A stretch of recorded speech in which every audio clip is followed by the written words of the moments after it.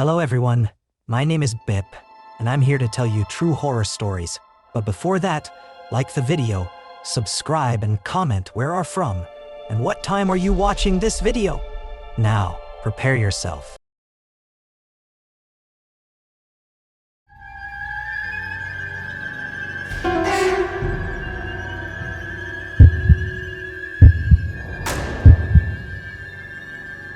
I was 16 years old at the time, and I always loved going to my grandfather's farm with my family at Christmas. It was a peaceful place, surrounded by nature, where we could forget about the hustle and bustle of the city. As soon as we arrived, we spent the whole morning having fun. My mom baked a cake, my grandfather told old stories, and my brother and I wandered around the property. After lunch, I decided I wanted to go horseback riding. I asked my brother to come with me, but he preferred to go fishing in one of the streams that ran through the farm. I didn't insist, because I knew he loved fishing. And to be honest, I enjoyed having some alone time with the horse. Wearing my grandfather's old hat and jacket, along with my airsoft gun at my waist, I felt like a true Western movie character. I got on my favorite horse, a chestnut whose name I can't remember, and began riding. After a while, I decided it would be a good idea to visit my aunt, who lived a bit farther away. I told my parents I wouldn't be long and left. The path to her house was beautiful, with trails surrounded by fields and cattle. I made occasional stops to let the horse rest and graze a bit. Everything seemed calm. Then, halfway there, in an area with tall grass, the horse suddenly stopped. I thought it was tired, so I guided it to the shade of a tree by the side of the road, as the sun was scorching. We rested there for a few minutes, and when I thought the horse was ready, I got back on. But as soon as we returned to the trail, it stopped exactly in the same spot. This time it stood still, even refusing the grass I offered. I thought it was strange, but I tried not to worry. Suddenly, the animal started turning around and walking back toward the farm, without me even needing to pull the reins. It seemed determined to leave, and I, not understanding why, just let it go. The rest of the journey back was calm, but that unexpected stop stuck with me. A few days later, when my family and I had already returned to the city, my aunt came to visit, and during our conversation, she told us that locals had seen signs of a jaguar roaming the area. And at that moment, a chill ran down my spine. That's when I understood the horse's behavior that day. It had probably smelled the jaguar and knew it was dangerous to continue. From that moment on, I began to respect the intelligence of animals even more and be more cautious about where I went.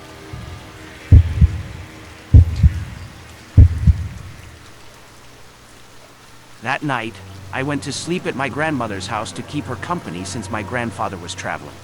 It was an old house, full of small creaks and groans that always made me a bit uneasy, but nothing too alarming.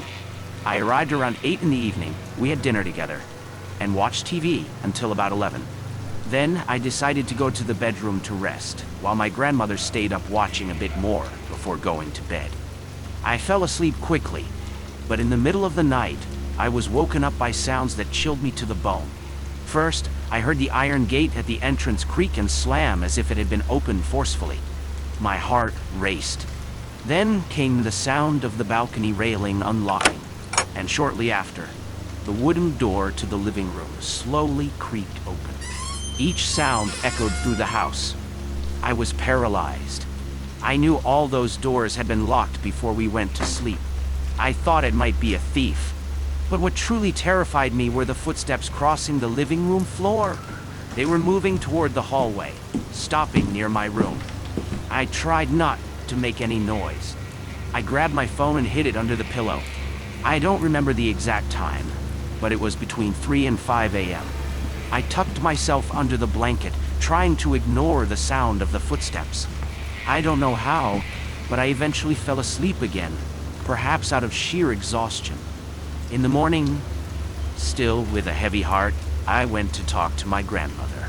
I asked her if she had heard the doors opening and the footsteps during the night. She looked at me with a serious expression, her eyes worried. Then she replied, "Yes, I heard them, but I thought it was you." I quickly went to check the doors, and to my surprise, they were all locked normally with no sign of a break-in.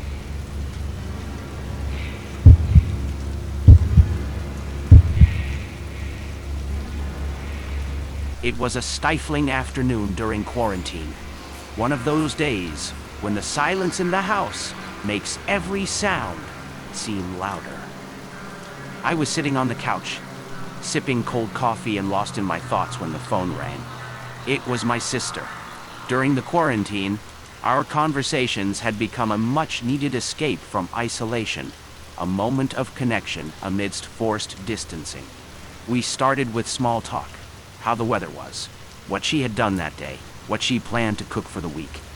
But at some point, the tone of the conversation shifted. She hesitated before speaking. "I need to tell you something strange that happened. It's about the son of our late stepmother's daughter." Just hearing that made me tense.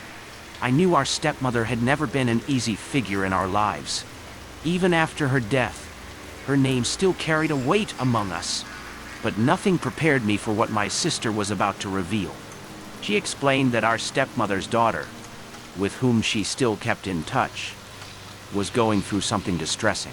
Her 3-year-old son had started showing strange marks on his body, scratches. At first, they seemed like the typical accidents for a child his age. Maybe he hurt himself while playing, they thought. But soon, it became evident that it wasn't normal. The scratches appeared inexplicably, often in broad daylight, even under his mother's watchful eye. The boy cried a lot. It wasn't the usual kind of tantrum or whining. It was a cry, born of fear. He would call for his mother, pointing at empty spaces as if he could see something no one else could. His mother, desperate, began paying closer attention. And then, something even more disturbing happened. During one of these episodes, after another inexplicable scratch, the boy did something that left everyone in shock. He was in the living room, crying, when he pointed to a framed picture on the wall. It was an old photo, a portrait of our deceased stepmother. In a trembling voice, his eyes wide with terror, he said, "It was her! She's the one who hit me!" My sister paused while recounting this, as if she needed a moment to collect her thoughts. Can you imagine that? He never met her.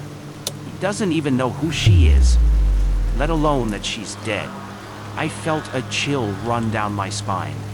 Our stepmother had always been a complicated figure in life. She wasn't affectionate, nor was she easy to deal with. Her presence was marked by a difficult temperament and a strictness that bordered on cruelty. And this strictness wasn't limited to us, her stepchildren. She was equally harsh with her own daughters.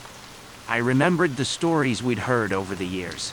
Her daughters often spoke of the pressure they endured. Our stepmother demanded perfection in everything.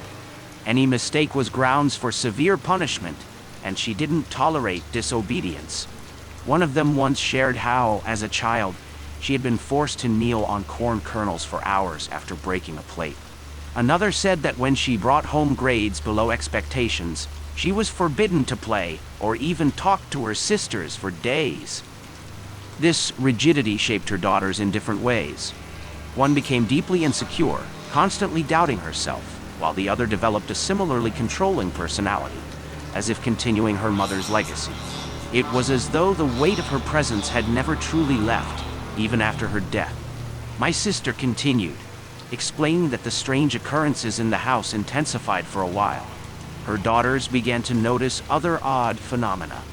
Lights flickered for no apparent reason. Objects that had been securely placed on furniture would fall on their own, as if pushed by invisible hands. At night, the boy would wake up crying, saying, "The woman is here." His mother began fearing for his safety. She even considered having the house blessed, but worried it might make things worse. "Do you remember what our stepmother was like?" my sister asked. Of course, I remembered. I remembered the arguments, the harsh words, the controlling way she treated everyone around her. It was hard to imagine her in any other role than someone who caused discomfort, even in death. But this went beyond anything I could have imagined. After a few weeks, the events stopped as suddenly as they had started. The scratches disappeared, the strange noises ceased, and the boy began sleeping peacefully again. His mother decided to take the picture off the wall. She didn't know if it was superstition or precaution, but she wasn't willing to take any chances. She packed it away in a box, far out of the boy's reach, and never spoke of it again. My sister and I were silent on the phone for a while after she finished telling the story. It wasn't just the content of what she had told me that disturbed me, but also the memories it brought back. Our stepmother had been dead for years, yet it seemed as though, in some way, she still wanted to leave her mark, even if it was through the fear of a boy who had never known her. 3 True Toys Horror Stories.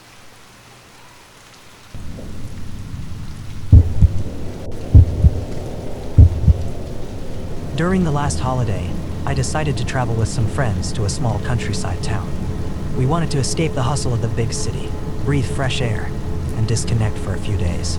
We rented a remote ranch with an old house at the center of the property. It had a nostalgic vibe, with dark wooden furniture, creaky doors, and a slightly musty smell that seemed to tell stories of decades gone by. Right behind the house, something caught our attention, a small dollhouse made of weathered wood. Oddly, it was locked with a rusty padlock, but we could peek through the dusty windows. Inside, dozens of porcelain dolls were perfectly arranged, each with a fixed and unsettling gaze. It felt like they were watching us, even through the glass. We joked about how it looked like something out of a horror movie, but no one took it seriously, at least, not yet. That same day, while exploring the property, we found a trail to the left of the main house, hidden among tall vegetation, and fenced off with barbed wire. Curiosity got the better of us, and we decided to climb over it. We hiked up a steep slope for a few minutes until we spotted another house. It was smaller but functional, with a barbecue area at the entrance. The atmosphere was silent, almost oppressive. Next to the barbecue area were 2 external bathrooms. When we opened one of the doors, we were met with a bizarre sight. The place was packed with old toys. Dolls, metal cars, teddy bears, all scattered around in an almost random way. It was strange, but not terrifying, not yet. Behind this second house, there was a small chapel. Something about the place made us hesitate, but once again, curiosity won. We pushed open the door, which creaked loudly in an uncomfortable way. Inside, we found something that made our blood run cold. A pentagram drawn on the floor, surrounded by extinguished candles, and what appeared to be the remains of a dead animal. The smell was nauseating, a mix of dried blood and decay. We stood frozen for a few seconds trying to process what we were seeing. No one said a word, but we all felt that this wasn't a place we should be. We left in a hurry, not looking back. That night, the mood had shifted. We tried to relax, had a barbecue, and with a few drinks in us, the memories of what we had seen started to feel less frightening. Then one of my friends, emboldened by the alcohol, suggested something that seemed funny at the time. "Why don't you climb into that dollhouse through the window and scare everyone?" Wanting to play the brave one, I agreed. I climbed up the side of the dollhouse, pushed open the window and squeezed inside. As soon as my feet hit the wooden floor, something changed. The temperature seemed to drop, and the air grew heavy, almost suffocating. The dolls were there, but now they looked different. Their glass eyes gleamed in the moonlight that filtered through the window. It felt as though they were watching me, not as lifeless objects, but as living beings. A chill ran down my spine, and a single thought crossed my mind. Get out of here now. Without thinking twice, I jumped back out the window and ran to the main house. My friends laughed, thinking I was joking, but I couldn't explain what I had felt in there. Later that night, after I calmed down, I went to bed. My bed faced a glass door that opened to the back of the house. Outside, the lawn vanished into a line of dense, dark trees. I tried to ignore the uneasiness, but as the hours passed, something began to bother me. It felt like I was being watched. I opened my eyes and looked at the door. There was nothing outside, only darkness. I closed my eyes again, but the feeling persisted. It was as if someone, or something, was standing there, just outside, watching me. On impulse, I looked again, and that's when I saw it. It was a shadow, vaguely human, standing at the tree line. It didn't move, but it didn't feel natural either. I froze. my heart racing. I blinked, and the figure was gone. I tried convincing myself it was just my imagination, a product of fear and exhaustion, but the sensation of being watched didn't go away. The next morning, I woke up early and stepped outside to get some fresh air. The dollhouse was still there, untouched. But when I glanced at the window, I felt a chill run through me. One of the dolls had fallen, as if someone, or something, had moved it during the night. I never went back to that ranch. To this day, whenever I think about that trip, I feel a shiver down my spine. Something in that place didn't want us there, and maybe we left before something worse could happen.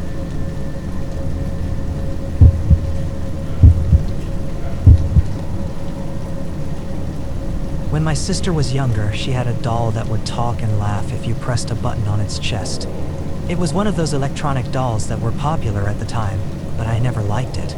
There was something unsettling about that doll. Maybe it was the artificial laugh, or maybe the way its eyes seemed to follow you around. Either way, I avoided it as much as I could. I was a mischievous kid back then, always teasing my sister. Naturally, her doll became the target of my pranks. I would tell her that the doll was creepy, that it came alive at night, and that it would snatch kids who didn't behave. My sister would get scared, of course, but I thought it was hilarious, at least until the night everything changed. At that time, my sister, my younger brother, and I all shared the same room. It was a small space with wooden bunk beds and a shelf filled with toys, including that cursed doll. That night started like any other. I fell asleep after messing with my sister, but in the middle of the night, I woke up with a strange feeling, like someone was watching me. I slowly opened my eyes, and what I saw froze me in place. The dolls on the shelf, which were usually positioned facing forward, now seemed to be staring directly at me.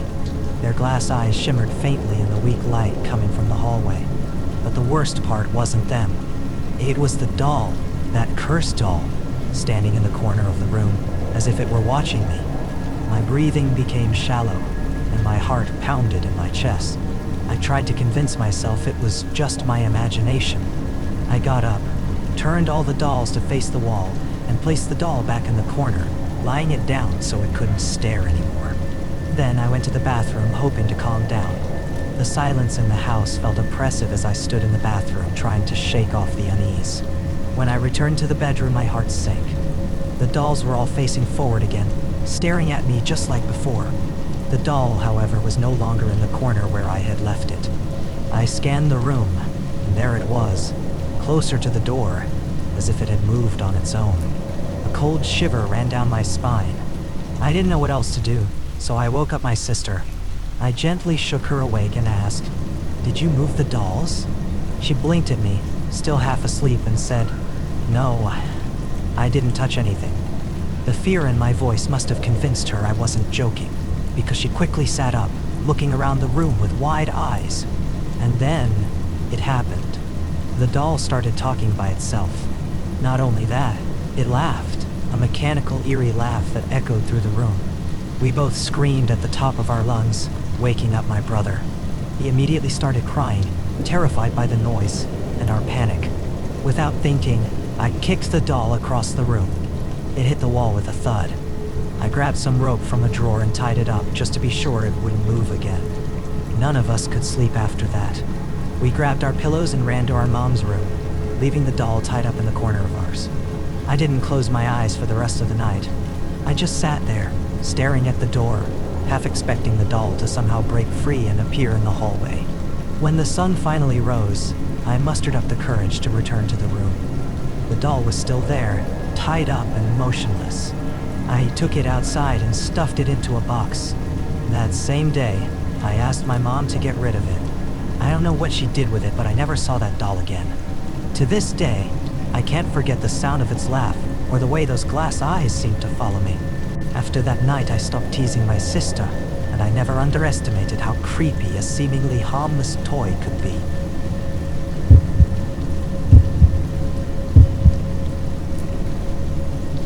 When I was 8 years old, I was completely fascinated by a huge doll that belonged to my aunt's granddaughter.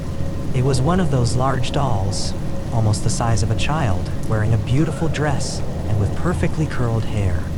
Every time I visited my aunt and saw that doll, I was mesmerized. I would always ask her to give it to me without fail. My aunt would just laugh and say the doll belonged to her granddaughter, but I wouldn't give up. I wanted that doll for myself, no matter what. One day, my mom and I went to spend the night at my aunt's house. It was a simple, cozy house, but at night, it was eerily quiet.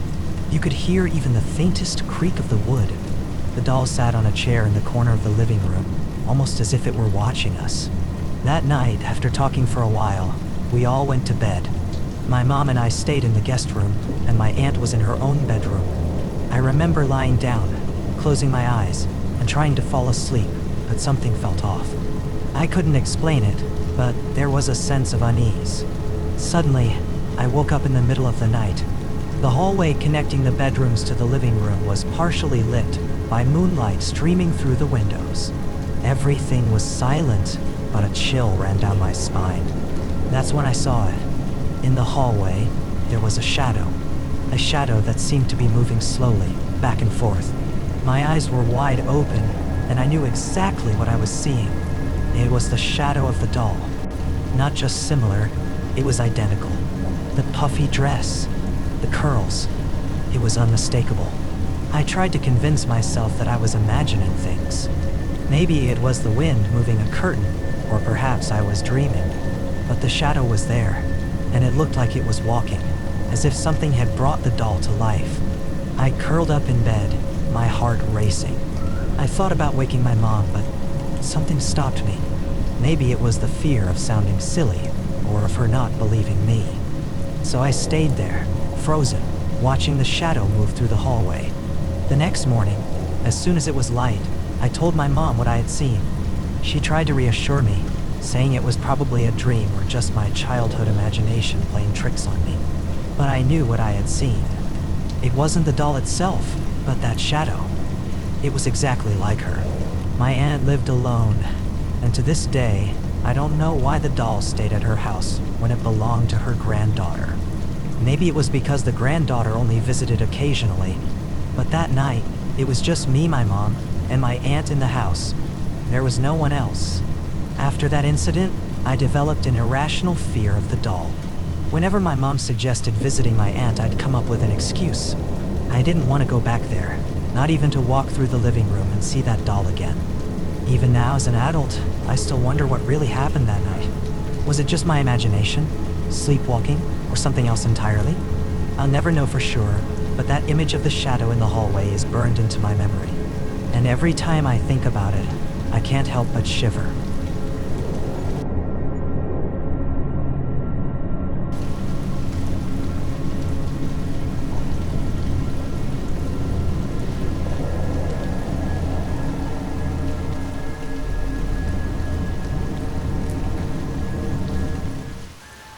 My father has been a truck driver for years, and I always loved traveling with him, even if it meant crossing long, deserted roads in the dead of night.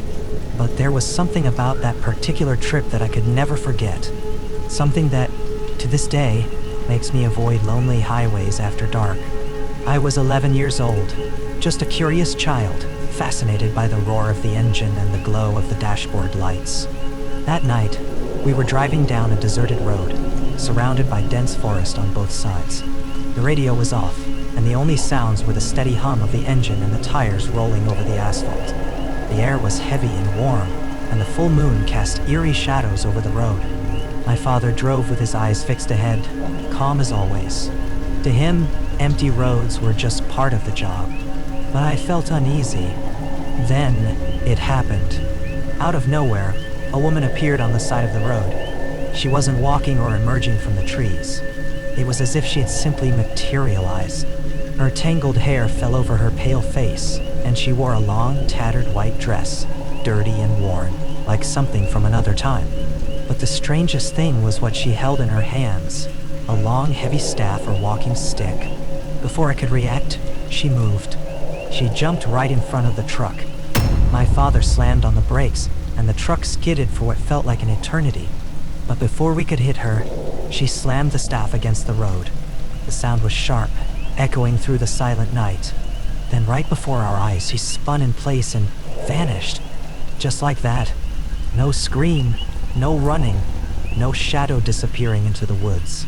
She simply wasn't there anymore, as if she had never been. The silence that followed was deafening. My heart pounded against my chest, and I couldn't say a word. My father let out a long breath and slowly pressed down on the accelerator again. "This is normal, son," he said, his voice far too calm. "Go back to sleep." But I knew this wasn't normal. I couldn't sleep. I kept my eyes open, watching as the shadows around the truck moved in strange ways, like they were alive. After a while, exhaustion took over, and my eyes began to close. But then I heard it. My father's voice. He was praying. At first, I thought he was just muttering to himself, but the way he spoke, it wasn't an ordinary prayer. He was whispering fast, nervous, the words blending together.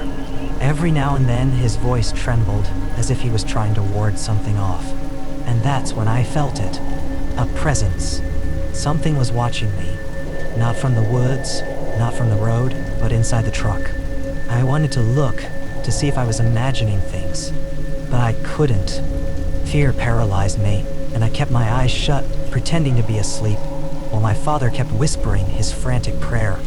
The trip continued, and when morning came, everything seemed normal again. But my father never spoke about that night. And to this day, whenever I ask, he just shakes his head and changes the subject. But I know what I saw.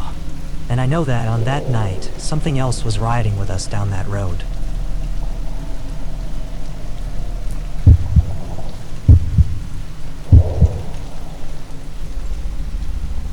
Being a truck driver was something I learned to love. The road, the changing landscapes, and the freedom of driving for hours on end. But it was also an exhausting job, and some trips demanded more than the body could handle. On this particular trip, I was driving down the mountain pass, alone in the middle of the night. The silence of the road, the monotony of the curves, and the weight of fatigue started to wear me down. My eyes were heavy, and I knew I should stop to rest, but the urge to keep going was stronger. I don't know exactly when it happened, but I fell asleep at the wheel. It must have been just a few seconds, but enough for the truck to start veering off the road. The thing is, I only realized it when something suddenly made me wake up. A hand gripped mine on the steering wheel. The shock was so intense that I woke up immediately, fully alert. My reflexes kicked in, and I quickly steered the truck back onto the road. My heart was racing, my hands were sweating, and I couldn't quite understand what had just happened. I stopped at the first gas station I found. I needed to catch my breath, collect my thoughts, and process what had just happened. As soon as I parked the truck and turned off the engine, my phone rang. I looked at the screen. It was exactly 5 a.m. It was my mother. I answered, not expecting her to call at that hour. "Son, how are you?" Her voice carried a concern that caught me off guard. Trying to hide my nervousness, I replied, "I'm fine, Mom." "Why?" She paused for a moment before saying, "I felt the urge to pray for you. It was a strong feeling, like you were in need of protection." At that moment, I got chills. My mother had no way of knowing what had happened. I hadn't told anyone, but somehow she felt it. It took me years to finally tell this story to her and my father. I waited because I knew that if she had known at the time, she would have asked me to stop driving. To this day, I still think about that moment, and I can't explain what happened on that road. All I know is that, somehow, my mother sent the angels to protect me that night.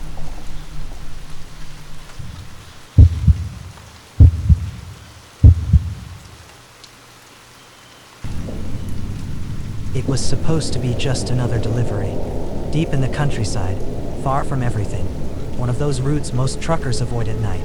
But I was used to the solitude of the road. It was pitch black, the sky moonless, and the only sound was the steady hum of the engine cutting through the heavy silence. A little after 3 a.m., I was driving down a narrow road. No streetlights, just dense forest on both sides. My headlights barely lit the way ahead, and the weight of exhaustion started pressing on my shoulders. That's when I saw her. Standing on the side of the road, right before a tight curve, was a woman. She wore a pale, slightly dirty dress, and her long hair completely covered her face. She stood there, motionless, arms hanging by her sides. She looked more like a statue than a person. I slowed down, not because I wanted to, but because something in me just did. She didn't wave. She didn't move. Not even a flinch. But what chilled me to the bone came after. A few seconds after I passed her, instinctively, I glanced in the rearview mirror. She was in the passenger seat. I froze. My heart nearly stopped. Cold shiver ran down my spine, and all I could do was grip the steering wheel tighter. The truck swayed a little. I didn't dare look to the side.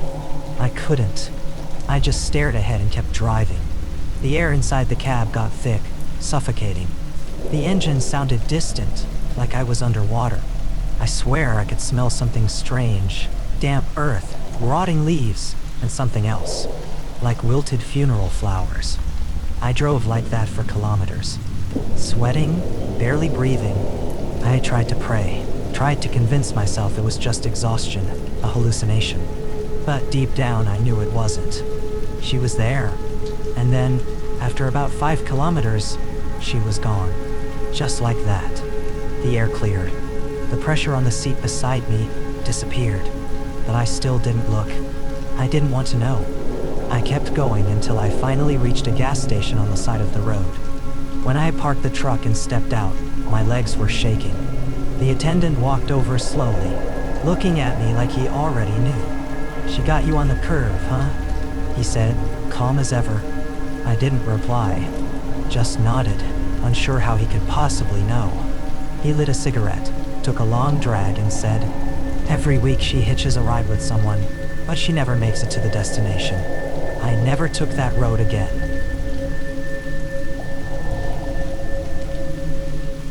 My uncle immigrated illegally to the United States in 1998. He told me that he took a freight train to cross the border, sneaking between cars with other immigrants who, like him, were risking everything for a better life. The desert around them was an endless expanse, and the hot wind blew fine sand through the air, mixing with the scent of iron and oil from the locomotive. There were more than 20 people crammed into that open car. Dirty, tired bodies, eyes glazed with fear and exhaustion. The only sound was the monotonous clack of the rails and the occasional whistle of the wind cutting through the night. No one spoke. Everyone just tried to resist sleep, fighting fatigue, afraid that by closing their eyes, they would wake up to a worse reality. But fatigue won. My uncle couldn't say how long he had slept, but when he woke up, he felt a strange cold. The night wind always brought a passing chill, but this was different. It was a cold that seemed to come from within, freezing his bones. Then he noticed. The car was emptier. He blinked a few times, trying to adjust his eyes to the darkness. He was sure there had been more people there when he fell asleep. Now, at least half of the passengers were gone. He looked around. A few people were still there, but they seemed different. They were tense, motionless, as if they had also noticed the disappearance and didn't want to talk about it. An older man was holding a rosary between his trembling fingers, his lips moving in a silent prayer. A woman with messy hair covered her ears, rocking back and forth, murmuring something unintelligible. Then, he heard it. A whisper.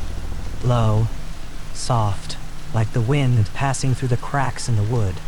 But it wasn't the wind. It couldn't be. The voice called a name. He didn't quite understand, but when the whisper repeated, clearer, he realized it was one of the names he had heard before, from a man who had been there but had now disappeared. Juan, Juan. The sound seemed to come from all sides, as if the car itself was whispering. The others noticed too. One of the men grabbed my uncle's arm tightly, his dirty nails digging into his skin. His eyes were wide with pure terror. "Did you hear?" he whispered. "Did you hear them calling?" My uncle didn't answer. He just stayed still, his heart pounding in his chest. Then, a second name was called. This time, he was sure it came from the dark, just behind him. He felt a chill run up his spine, the hairs on his arms standing up. Slowly, he turned his head. Nothing. Just the darkness of the desert, rushing fast across the endless horizon. The old man with the rosary started praying louder, his voice choked with fear, but the prayer didn't save him. Without warning, something yanked him backward. My uncle saw when he was dragged, his hands grasping at the air, his eyes wide in shock. No scream, no struggle. Just the sound of the rails and the wind as the old man simply disappeared. The silence became unbearable. No one moved. No one breathed. The few that remained were petrified, each trying to convince themselves that it wasn't happening, that it was just a bad dream, a nightmare brought on by exhaustion and despair. But then, another name came, and another person disappeared. This time, my uncle saw. He saw how the man beside him seemed to stiffen, as if an invisible thread had hooked him. His body was pulled backward, his eyes fixed on a point beyond the car, where no one else dared to look. My uncle felt an overwhelming urge to jump off the train to run across the desert, but he knew he wouldn't survive. There was only one thing left for him to do: not listen, not hear his own name being called. He covered his ears and closed his eyes. The wind grew stronger, the whispers more intense, and he felt something approaching. And then, silence. When he opened his eyes, the car was empty. The train was still running on the tracks, indifferent to what had happened. The sun was beginning to rise on the horizon, tinting the sky with orange hues. He was alone. Alone. When he finally crossed the border, the train stopped and he stumbled off. He never knew what happened that night.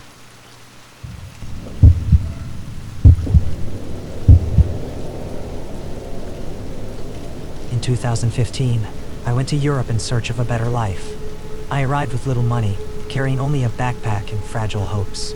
The first few days were difficult, but I managed to find a cheap hostel on the outskirts of the city. The building was old, with narrow hallways and a persistent smell of mold. But it was a roof over my head, and that was enough. The receptionist, a thin man with pale skin and sunken eyes, handed me the key without much conversation. The room number was 308. I climbed the creaking stairs, each step protesting under my weight. When I opened the door, I found a simple room. 4 metal bunk beds, worn-out mattresses, and a single bedside lamp casting a flickering yellowish glow. There were other immigrants there, from different countries, all just as exhausted as I was. Some were already lying down, covered up to their heads. Others silently scrolled through their phones. The atmosphere was heavy, but exhaustion won. I chose an empty bed and lay down, trying to ignore the uncomfortable feeling that something about this place felt off. The night went on, and the silence was replaced by the collective sound of breathing, the occasional murmurs of those dreaming. I fell asleep without noticing. I woke up hours later with a strange feeling. Something was wrong. My skin prickled before I even understood why.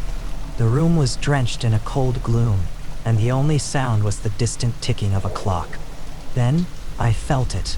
Stairs. My chest grew heavy, and a freezing shiver ran down my spine. Slowly, I turned my head toward the other bunks. They were sitting up, all of them. Their bodies were rigid, motionless like broken dolls. But that wasn't what made my breath catch. They had no faces. Where their eyes, noses, and mouths should have been, there was only smooth, pale skin, stretched like a blank, expressionless mask. They were looking at me, even without eyes. Terror paralyzed me. My heart pounded so hard I could hear it in my ears. I shut my eyes tightly, trying to convince myself it was just a nightmare. I wanted to scream, but my throat was dry, locked by fear. Then, I heard a whisper, soft, too close to my ear. My name. My blood ran cold. Something was near, too near. I opened my eyes and saw. One of them was standing beside my bunk, so close that I could smell dust and dampness coming from it. Its head tilted slowly to the side, as if studying me. The skin where its mouth should have been began to stretch, pulsing as if trying to speak. I jumped out of bed, stumbling onto the cold floor. I ran to the door and pulled it with all my strength, but it was locked. Behind me, the bunks creaked, as if the others were moving. My fingers trembled as I fought to turn the handle. Then, everything went silent. The weight on my chest lifted. The air returned to normal. When I turned around, the room was empty. The beds were made, the sheets perfectly smooth. No sign that anyone had ever been there. I didn't sleep for the rest of the night. As soon as the sun rose, I hurried down to the reception desk. The receptionist looked at me with a mix of surprise and curiosity. I need to change rooms, I said, trying to stay calm. He frowned. But that room has been empty for months, he replied. No one stays there since... He stopped, as if he had said too much. I swallowed hard. I didn't ask any more questions. I just grabbed my things and left, never looking back. Since then, I avoid hostels. But sometimes, when I wake up in the middle of the night, I feel that same sensation. That something is watching me.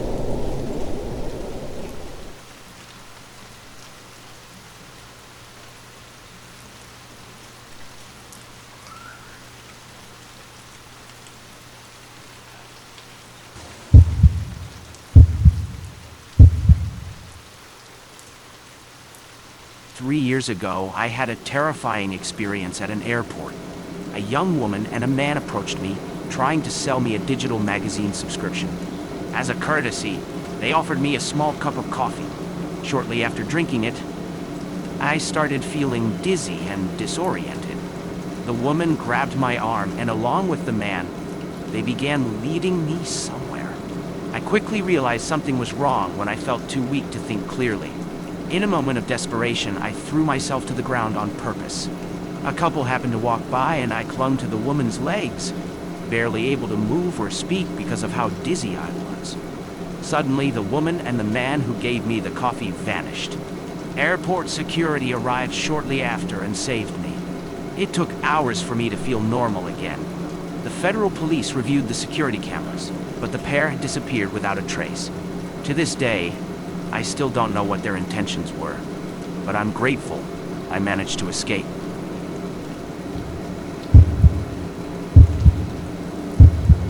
This didn't happen at an airport, but at a bus station. I had traveled to my hometown, and shortly after arriving, a strange man approached me. He started asking if I spoke English, if I knew the city, and other similar questions. At first, I didn't think much of it. But then, a black car pulled up in front of us, and the window rolled down. The man stood close to me, and two others got out of the car. One stood in front of me, and the other behind me, effectively blocking my way. I immediately grabbed onto a railing and refused to let go. The man kept pressuring me to go with him, but I held on tightly until my uncle arrived to pick me up. My uncle kept honking to get my attention, but I wouldn't move. When he finally got close, the three men quickly jumped back into the car and sped off. Later, I found out that similar incidents had happened to other women traveling by bus. It was a terrifying experience, and I'm grateful I managed to stay safe. Something very strange happened to me at an airport in Norway. My husband was watching our luggage while I went to the restroom. As I was leaving, a woman around 48 years old stopped me at the door. She tried to speak Spanish, but she had an African accent. She asked where the restroom was, and I pointed to the door. Then she started saying other things I couldn't understand. I kept pointing to the restroom and began walking toward where my husband was. That's when she clearly said, "Come with me to help me," and tried to pull me by the arm. At that moment, I froze. I pulled my arm away and said, "I'm with my husband. Take care of it yourself. I'm sorry." That's when I realized it might have been an attempted abduction. It was a terrifying experience. My older brother, who's grown up now, was almost kidnapped at an airport when he was a baby. My parents were heading to the restroom, and my brother went with my dad. While my dad was distracted, my brother, being a curious little kid, wandered off without my dad noticing. He ended up heading toward the women's restroom, probably looking for my mom. Somewhere along the way, someone saw him and grabbed him, running toward the escalators in Terminal 2. When my dad realized my brother was missing, he ran out of the restroom in a panic, looking everywhere. Then, he spun around, picked a direction, and ran straight toward the escalators. There, he saw a man holding my brother and heading down the escalator. Without hesitation, my dad sprinted after them, like a scene straight out of a movie, and shoved the man, yelling, "Give me my son!" The man stammered something about trying to help because the baby was lost, but it was clear something wasn't right. It was a terrifying experience, and we're so lucky that my dad acted so quickly. This really happened, and it could have ended very differently. This year, on my flight back from Paris to Brazil, something very strange happened. A woman sitting next to me started a conversation and, at some point, asked if I could help her by carrying one of her checked bags through customs when we arrived in Brazil. She explained that she had 3 bags and wanted to avoid any issues with customs authorities. I felt uncomfortable and immediately refused. Then, she turned to another passenger sitting on her other side, a younger girl, and made the same request. Coincidentally, I still keep in touch with this girl, and she also refused to help.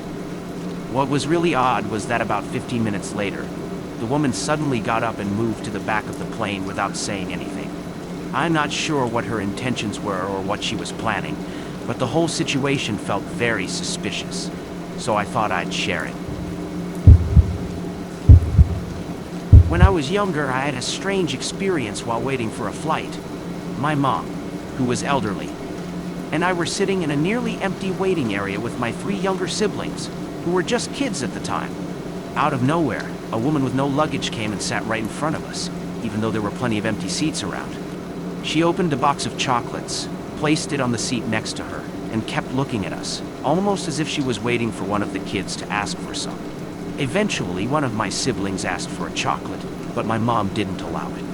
A little while later, one of my siblings said they needed to use the restroom, and the woman immediately offered to take them. It was strange because there wasn't even a restroom nearby. Right at that moment, my older siblings and my dad showed up, and as soon as they arrived, the woman got up and left without a word. We still don't know what her intentions were, but looking back, it gives me chills.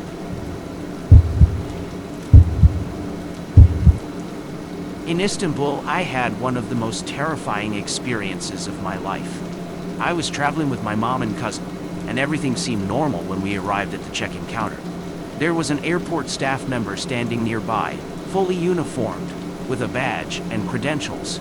He appeared to be part of the special assistance team for people with disabilities or mobility needs.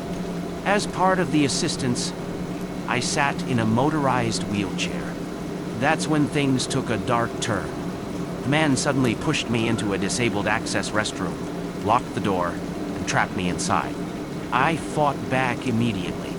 Luckily, I'm 1.75 meters tall, and he barely reached my shoulder. I managed to create a barrier between us by using the wheelchair, and we struggled as I tried to unlock the door while he tried to keep it shut. By some miracle, I escaped. But the thought still haunts me. How many people couldn't? I reported the incident to airport police, but instead of helping, they seemed determined to make me miss my flight. Sensing the risk of being stranded or worse, I reluctantly signed a document they demanded.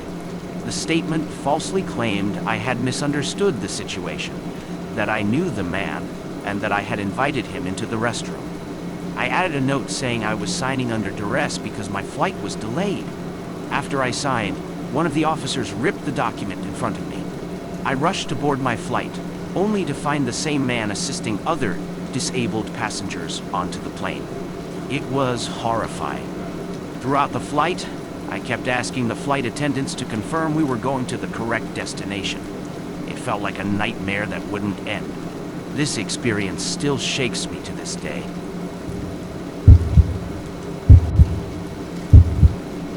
My mom's employer's family had a terrifying experience at an international airport. She has a set of twins, a boy and a girl, and during their time at the airport, her daughter suddenly disappeared in the middle of the crowd. After a frantic search, they found her in the bathroom, terrified and visibly shaken. Her hair had been cut short to resemble a boy's hairstyle, and she was dressed in different clothes than the ones she had been wearing. The girl, only 8 years old, later explained that someone had forced her to hide in one of the bathroom stalls. It was a horrifying ordeal, and it's chilling to think what could have happened if she hadn't been found in time.